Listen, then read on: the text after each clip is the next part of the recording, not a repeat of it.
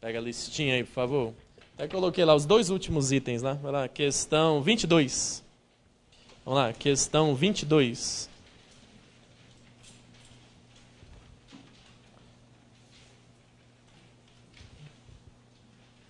Primeiro item.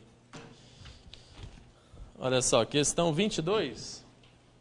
No finalzinho do texto aí, gente, da questão 22, no finalzinho do texto ele coloca aí, ó, considere que P, Q, R, S representem as sentenças abaixo. Aí ele fala lá, o que é o P? Tá aí. P é o homem precisa de limites. O que é o Q? A justiça deve ser severa. O que é o R?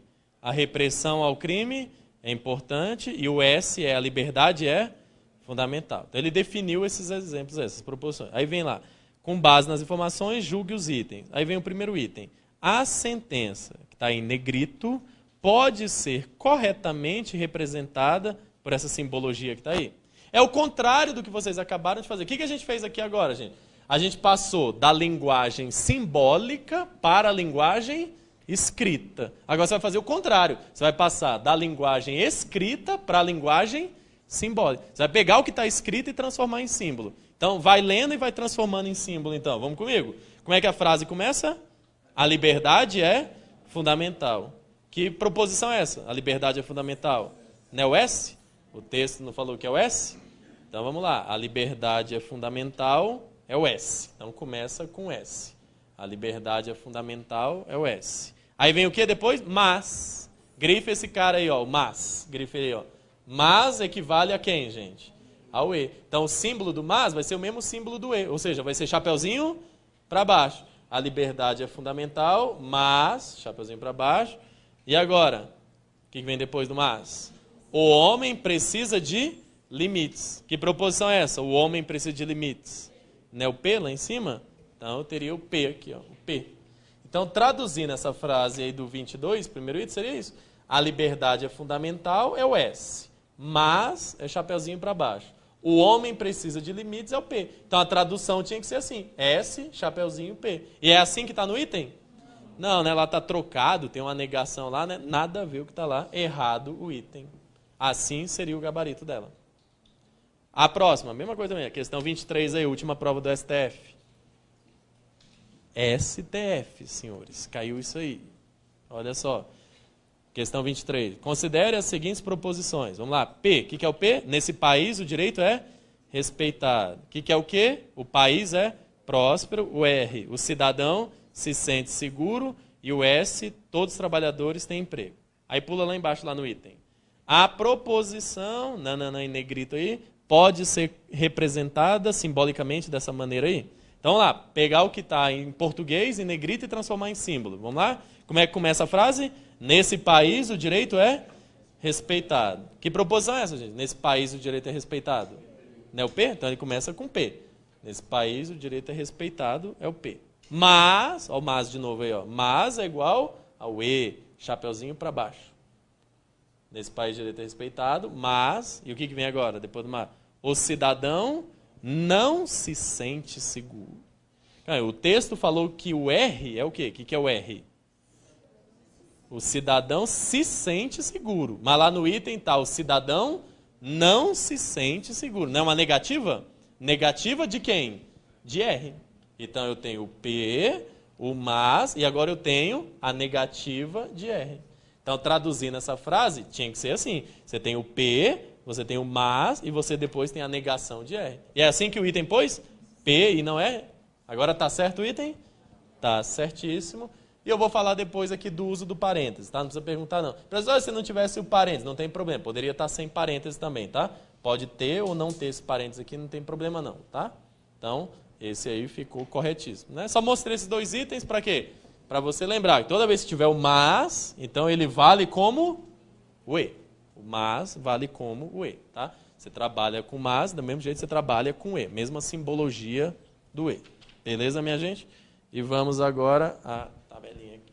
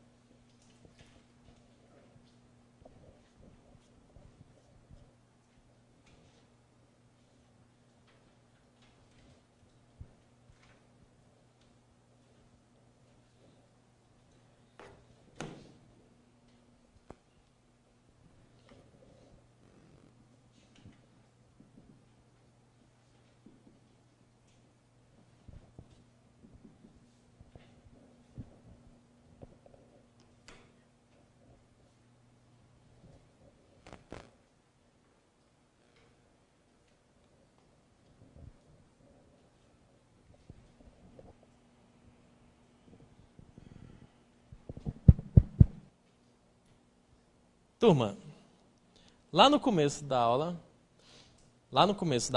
a gente falou do valor lógico de uma proposição.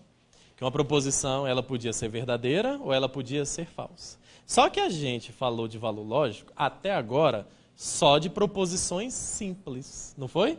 Aquela lá no começo da aula lá, 7 elevado a 0 é igual a 0? Falso. Menos 2 ao cubo é igual a... Verdade, lembra? Como é que eu dou valor lógico para uma proposição como essa agora, composta, né, ó, que tem conectivo?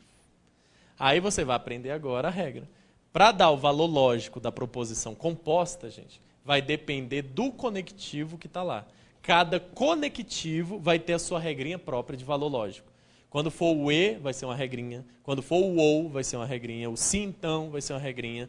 É o que a gente vai começar a ver agora, um por um, esses aí, as regrinhas. Mas para isso, primeiro a gente vai ter que entender isso aqui, ó, a tabela de valores lógicos. Tabela do... Comigo aqui, gente. P é uma proposição simples. Ela pode ter dois valores, né? O P pode ser verdadeiro ou pode ser falso, não é isso? O Q também é uma proposição simples. Pode ser verdadeiro ou ser falso. Eu tenho duas opções para esse e tenho duas opções para esse. Concorda comigo? Esse pode ser verdadeiro ou ser falso. Esse aqui também pode ser verdadeiro ou ser falso. Então, se eu tenho duas opções para um e duas opções para o outro, quando eu combinar, dá para fazer quantas combinações? 4. Que é duas opções de um, duas vezes 2, 4 combinações. É como se fosse, gente, se o Maia falasse, ó, eu tenho 2 blusas e 2 calças para vir dar aula aqui para você. Eu tenho a blusa 1 e a blusa 2, a calça 1 e a calça 2. Então, de quantas maneiras eu posso me combinar? Posso vir igual hoje, blusa 1, calça 1, decora aí.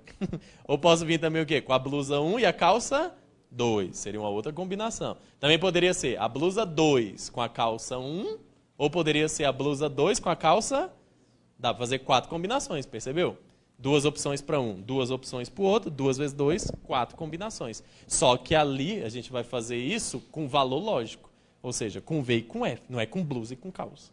Então, olha só, tendo duas proposições, concorda que as duas podem ser verdadeiras? É uma opção, não é? Verdade com verdade. Também poderíamos ter o quê? Verdade com falso. Também poderíamos ter o quê? Falso com verdade ou falso com... Percebe que as 4 combinações que dá para fazer, posso combinar V com V, ou V com F, ou F com V, ou F com F. Quando eu tenho aqui, ó, gente, duas proposições, ó, tem aqui, ó, tem uma proposição aqui e tem a outra aqui. E o conectivo ali no meio. Então, se eu tenho duas proposições, pode acontecer aqui ser verdadeiro e aqui também ser verdadeiro. Também pode acontecer dessa ser verdadeira e essa ser falsa. Ou pode ser essa falsa e essa verdadeira, ou as duas falsas.